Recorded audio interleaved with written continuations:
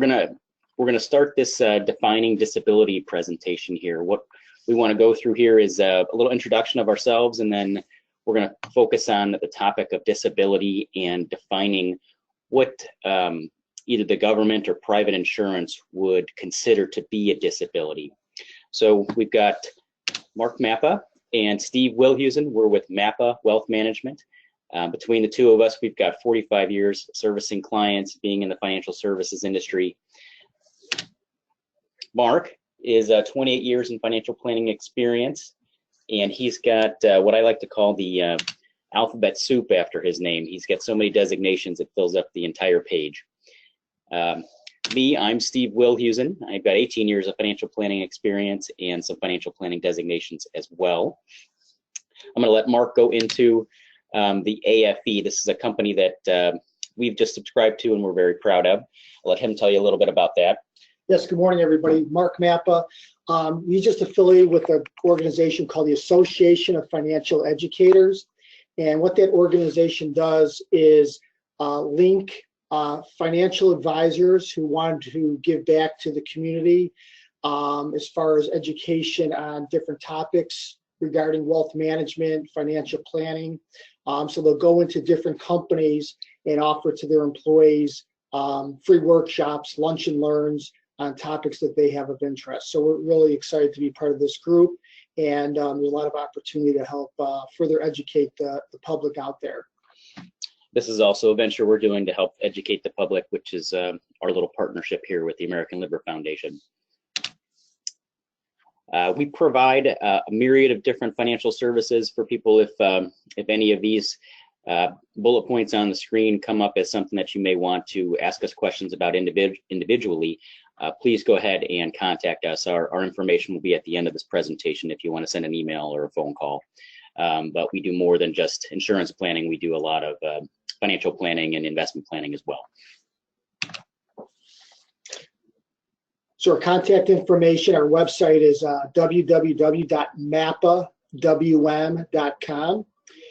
My email, Mark, is at mark@mappawm.com.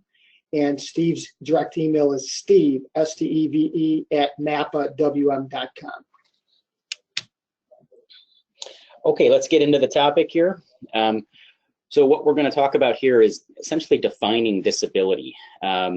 It's not exactly black and white with disability. There's different forms of what you can and cannot do, and the government will look at it one way and private insurance will look at it another way, and they can be actually quite different. So what we want to get across today in this presentation is to make sure people understand what it means to be disabled and how it's going to be defined by the entities that may need to provide funding for you if you need help from a financial standpoint. So let's start off with the government because it's always the best one. So Social Security is the definition of disability in regards to Social Security is different than other programs, private programs. Social Security only pays disability benefits if you're considered totally disabled. No benefits are paid for partial disability or short-term disability.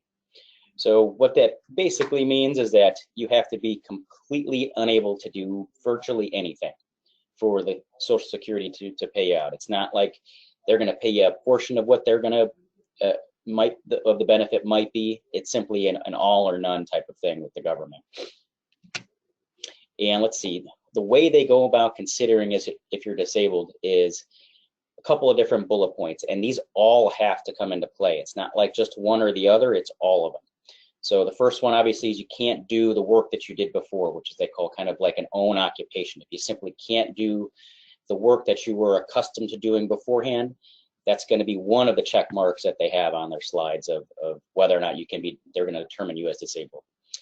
Then they're going to decide that you cannot adjust to other work because of your financial, not your financial, but your medical condition. So basically they're going to say, well, you can't do what you used to be doing. Can you do something else? Is there anything else that you can do? Can you go flip burgers? Can you go and wait tables or just be some type of data entry person? Is that even a possibility with your medical condition? If they think you can do something else, they're not going to pay disability. So even if they say you can't do your own work, but you can do something else, no benefits. And then lastly, your disability has to last for at least a year or result in death. That one's kind of obvious, but it has to last for at least a year. So even if they say you can't do anything, but they expect you to go back to being able to do something within a year, then they're going to say no.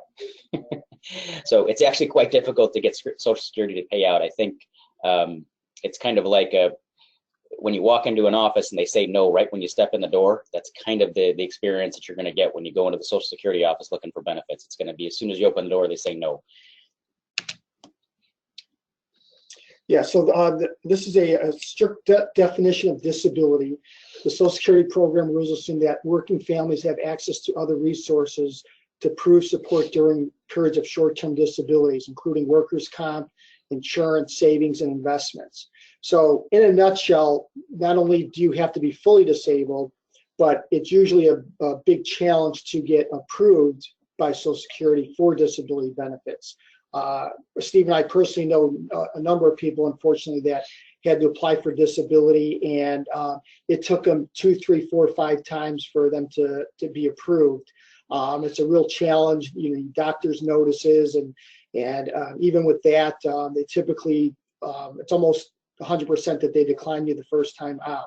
So that's why, they want you to look to see if you have other avenues of private insurance or any savings or investments that, a lot of people don't always have. So, but that's the process as far as qualifying for disability under Social Security. Okay, let's take a look at how they determined if you were going to be disabled. Now, I clicked on these points a little bit earlier, but I want to reference them one more time just to make sure that people understand every single one of these things has to be checked off. It's not just one or the other, it's all of them. So are you working? If your earnings are more than $11.80 a month, then you're not going to be considered disabled. So even if you were making $5,000 a month beforehand and your disability had caused you to go down in income, if it goes below $11.80, they'll still consider you. But if it's anything above $11.80, it's an automatic no. So you have to be at work doing something that makes less than $11.80 per month, which is kind of hard to do and work. Make that little amount of money. Do they consider your condition severe? And it must interfere with basic work-related activities. You can't type, you can't get up and interact with customers, that type of thing. The condition has to be to the point where you're not able to do basically anything. If that's not the case, they're going to say, we're sorry, we think you can work, go get a job. Let's see. And I provided here a list. So they've actually approved a fair amount of conditions that if you're diagnosed with this condition, it's already been approved that it's part of their conditions that they will pay out for. So you can take a look at their list and say, you can actually bring it in here. Here's what I've been diagnosed with. If it's on this list, it's actually very helpful. That will continue to aid your ability to get a payout from them. So if you think your impairment may be on that list, go ahead and bring that in with you when you go to meet with them. And then obviously, can you do the work that you did previously? And then can you do any other type of work that I spoke about before? You have to be able to not do anything for them to be able to pay out for you. So let's take a look at some private insurance. So when comparing your individual disability income insurance options, it's important to understand the policy's definition of disability. This definition is the heart of your coverage. You want to know how the policy pays if you become too sick or too hurt to work. Your own occupation. This means you are unable to perform the substantial or material duties of your own occupation. If you elect to work in another occupation or work at a reduced capacity in your occupation and have a loss of earnings, the benefit you receive from the policy will be based on those loss of earnings. So for example, if you're a physician and you have, that's your own occupation and you become disabled, you'll be eligible to collect disability benefits, even though you might be able to do some sort of other type of work. So that's a big, important part of private insurance and something to look into when applying for private disability insurance. Yeah, and this is actually very important for what we call professionals or somebody that's gotten a higher degree. So if you're an attorney or a doctor, those are two most common there. But if you went to school for a long time to do what you're doing and your education is specific to your work, then it's very important to get this definition of disability on your policy. Your own OC is what it's called, own OC, or your own occupation. So what that, if you look at the second bullet point, the benefits you'll receive. So to go back to Mark's example, if a physician becomes disabled but decides to maybe still do some consulting, some medical consulting and whatnot, but he's making less, or he or she is making less than what they made when they were practicing full-time, the disability payment will basically get them up to what they used to be making. So it's not going to cover, you can't do both, okay? It's going to be, well, if you made 200,000 before and you're doing consulting and you're going to make 150, they're going to pay you the 50. So it's based on your loss of earnings, okay? So it's a very important feature to understand, that if you do wind up going back to work, they're going to pay the difference of what you're missing out on. Let's take a look at another one, another definition here, transitional occupation. So if you're unable to perform a substantial or material duties of your own occupation, but you're working in another occupation, the benefits you receive from your policy are based on the replacement of your pre-disability earnings up to 100%, okay? If you work at a reduced capacity in your occupation and you have a loss of earnings, the benefit you receive from your policy will be based on your loss of earnings. So this is similar to the own OC, but it's actually a little bit different. So when we talk about the devil's being in the details, okay, you have to understand the definition of the disability payout that you're buying into, okay? So this one here will get you up to 100% of your earnings, okay? The other own occupation actually is going to be a percentage of your earnings, okay? Disabilities insurance is not designed to replace 100% of your earnings if you become disabled, but in this particular definition, this will get you back up to 100%, even if you decide to go ahead and do some additional work, okay? Okay, so let's take a look at regular occupation. If you are unable to perform the material and substantial duties of your occupation, if you elect to work in another occupation, you would receive 100% of your monthly disability benefit. If you work at a reduced capacity in your occupation and have a loss of earnings, the benefit you receive from your policy will be based on the loss of those earnings. So that's, again, if you don't have a specialty like a physician where you're performing surgery, you could be, let's say a truck driver, or work an executive at behind a desk, whatever the case might be. This falls in the definition of regular occupation.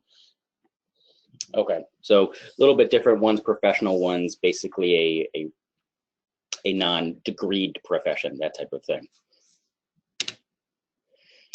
Okay, so we've gone over a couple of different definitions and we've taken a look at the government's definition of disability. So we want to wrap up here. If you do have any questions on this stuff, go ahead and contact Mark or I. Both of us have a similar email, but I'm in the city and he's up in the burbs. So if you have any questions, give us a call or reach out to us at any time. Thanks for your time today.